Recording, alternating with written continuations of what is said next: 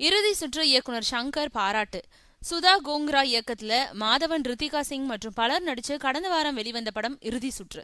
படம் வெளியான நாள் முதலே இந்த படத்தை பார்த்த பலரும் பாராட்டிக்கிட்டு இருக்காங்க. நேத்து பல புதிய படங்கள் வெளிவந்தாலும் இந்த படத்துக்கு கூடுதலா தியேட்டர்கள் கிடைச்சிருக்கு. இப்போ கிடைச்சிருக்கும் தகவலின்படி நேத்து வெளியான படங்களுக்கு பெரிய வரவேற்பு இல்லைன்னே சொல்றாங்க. ரசிகர்களோட எதிர்பார்ப்பு படி அந்த படங்கள் அமையலையாம். நேத்து வெளியான விசாரணை படத்தை ரஜினிகாந்த், கமல்ஹாசன், மணிரத்னம் ஆகியோர் பாராட்டியிருந்தாங்க. இதெல்லாம் சம்பந்தப்பட்ட பட நிறுவனமே அவங்கள தேடி போய் சென்று படத்தை பத்தி பாராட்டுங்கன்னு சொன்ன பிறகு கிடைத்த பாராட்டுகள்.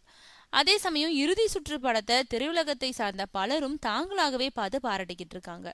அந்த வரிசையில இப்போ இயக்குனர் சங்கரும் இணைஞ்சிருக்காரு.